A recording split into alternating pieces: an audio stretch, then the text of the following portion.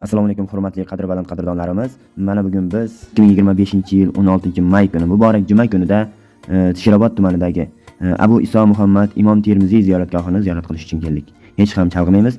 Bu Termiz shahridagi Al-Hakim at-Termiziy ziyoratgohi emas. Bu Tishrobod tumanidagi Abu Iso Muhammad Imom Termiziy ziyoratgohidir. Biz hozir asosiy kirish darvozasidamiz. Biz sizlarga bugun shu haqida ajoyib ma'lumotlar yig'ib ko'rsatib borishga harakat qilamiz. Bizni ko'rib kuzatib borishda davom eting azizlar. Sizni bu videoda ajoyib manzarali joylar, ajoyib suhbatlar va bir-biridan ajoyib siz kutgan va kutmagan kadrlar kutmoqda. Ko'rib tomosha qiling.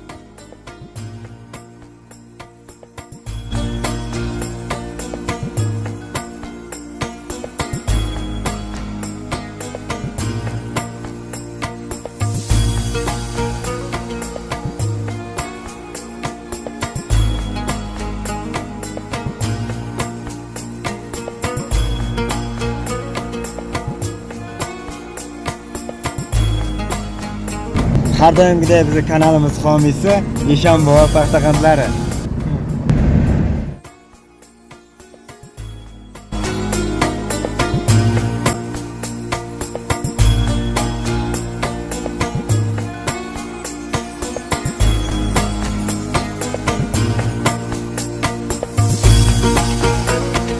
Mana azizlar, biz ziyoratgohning asosiy darvozasiga ham yetib keldik.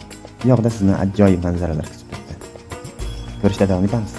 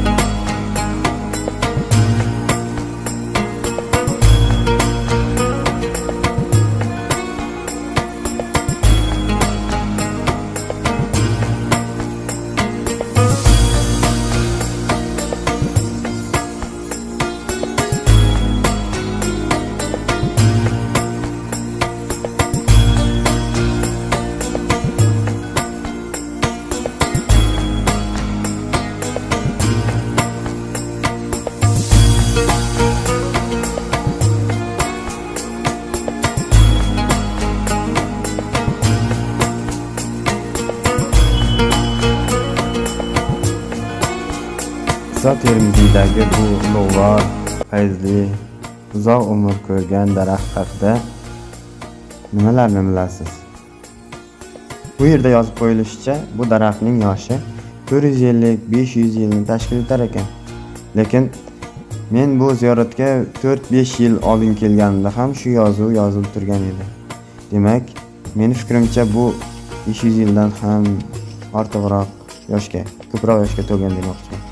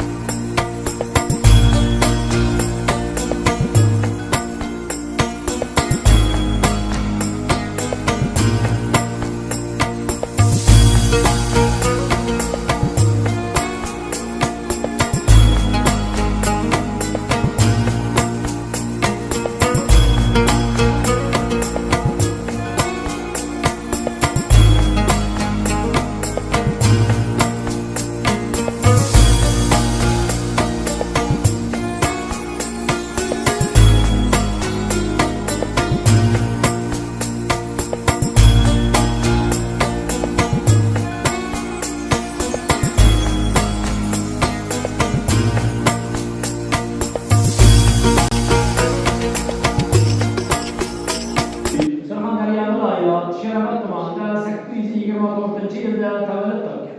Bu kishi hadisshunos olim. Jahonda 6 ta muhaddis o'tgan eng mashhurlaridan. Jahonda birinchi Imom al-Buxoriy, ikkinchi o'rinda Muslim ibn Hajjoj al-Qurayshi, uchinchi o'rinda Abu Iso Muhammad Imom at-Tirmiziy mana shu kishidan olingan. 4-o'rinda Abu Dovud Sulaymon Sijistoniy, 5-o'rinda An-Nasoiy, 6-o'rinda Ibn Majah Abdullah. Shulardan to'rtalasi musulmon davlatlarida, arab davlatlarida, ikkalasi O'zbekiston diyorida. Samarqand Hattam qishlog'ida Imom al-Buxoriy, Sherobod tumanida Abu Iso Muhammad Imom at-Tirmiziy. Bu kishi hayotini ilmga bag'ishlab o'tganlar ekan. Bu dunyoni tarki dunyo qilib, sahro va sahro, shahar va shahar yurib, hayotini ilmga bag'ishlab o'tganlar ekan. Buni aytganda uylanmaganlar ekan. Imom al-Buxoriy dars berganlarda darsni yozmaydi ekan, chizmaydi ekan, tinglab turar ekanlar. Darsni so'raganlarda u kishi aytganini ziyod qilib, darsga qo'shimcha kiritib aytib berar ekanlar. Shunda Imom al-Buxoriy aytganlar ekan: "Ey Abu Iso at-Tirmiziy, sen mendan bahramand bo'lganingdan ham ko'ra, men sendan ko'proq bahramand bo'ldim" degan. Bu kishi hayotining eng so'nggi daqiqalarida tug'ilgan joylariga yana qaytar ekan. Bu kishi vaqt qaytganlardan keyin ustozlari Imom al-Buxoriy vafot etganlar ekan. Imom Buxoriy vafot etganlardan keyin ustozga mehr qildilar. Sadoqat mehrdan ko'p isrof chekib, yig'lab yurgandan ko'zlari ojiz bo'lib qolib, 70 yoshlarida 894-yilda Abu Iso at-Tirmiziy mana shu yerda qabrlar jasadlari ishlaydi. Maqbara 13-asrda qurilgan, bizning sanamizda 1000-1100-yilda Ismoil Samoniylar davrida qurilgan maqbara. Orada yillar o'tishi bilan bu kishi xaroba bo'lib o'yilib qoladi. Shundan 1989-90-yillarda birinchi restavratsiya ishi bo'ladi. 90-yil 14-sentyabrda musulmon davlatlaridan, arab davlatlaridan bu kishi tashrif buyurib, o'zimizning oldingi muftimiz marhum Muhammad Sodiq Muhammad Yusuf Shayx hazratlari bu kishining 1700 ochilish marosimi to'ylarini o'tkazib ketadilar. Oradan yana 10 yil o'tgandan keyin 2000-yil ikkinchi restavratsiya ishi bo'ladi. Mana endi 2016-sentyabr oyidan boshlab 3-restavratsiya ishlari bo'lgan. 7 yil mobaynida qo'shimcha maqbara qurilgan. 8 yil mobaynida 425 kishilik masjidlar qurilgan. Ish joylar, do'konlar, qoratxona, ko'milxona, novvoyxona, qushxonalar qurilgan. Rahmat rizqlarimizga, xuloslar rahbarlarning hammasiga rahmat. Tarixiy ovudani yana bir go'zal, chiroyli maskanga aylantirib qo'yibdi. Kitoblaridan Sunani Tirmiziy kitobi chiqqan, Shamail Muhammadiy kitoblari chiqqan, Kitob at-Tarif, Kitob Ilol, Al-Jomi as-Sunani kitoblari chiqqan. Boshqa kitoblarning hammasi musulmon davlatlarida, ko'pincha Arabistonda o'quv qo'llanma uchun darslikda bu kitoblar qo'llaniladi. Hojga borgan hojilarimizga arablar birinchi Imom Buxoriy deb hadislardan rivoyat qilsalar, ikkinchi o'rinda Imom Termiziy deb, mana bu kishini hadislardan rivoyat qilgan arablar har 10 minutda 5 minutda. Biz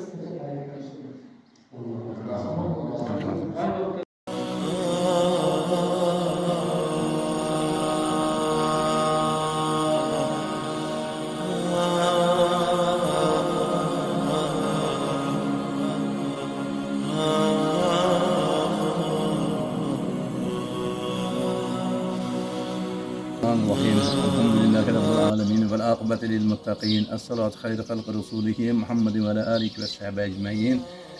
Hacil masakin sayyidil ayyam bir mana cuma kunda sizlarla biz uchrashib turamiz. Cuma hammaga muborak bo'lsin. Ibodatlarni Alloh taolo zargoyi qabul qilsin.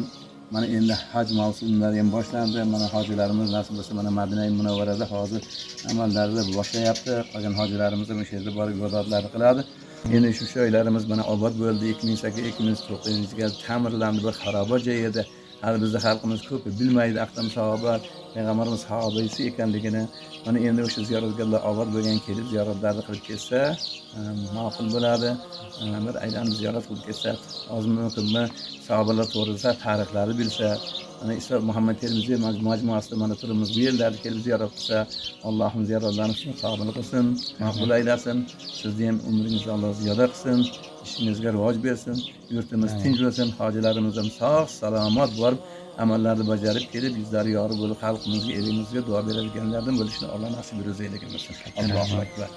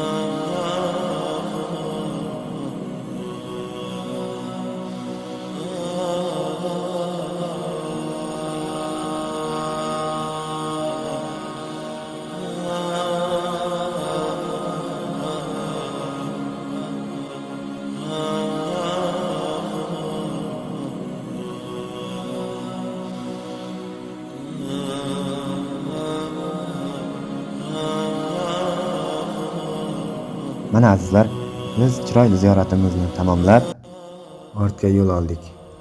Va yana Xudo xolisa bu yerlarga qaytib kelish hammamiz nasibi ro'za aylasin. Sizlar ham kelingizlar, tomosha qilingizlar, ziyorat qilingizlar va yana shuncha mehnatimizni qadrlagan holda agar biz chiqargan videomiz yoqqan bo'lsa, bir dona like, agar obuna bo'lmagan bo'lsangiz, podpisatsiya tugmalarini bosib qo'yish esdan chiqmasin. Ham video haqida fikr va mulohazalaringiz bo'lsa, kommentariyada kutamiz.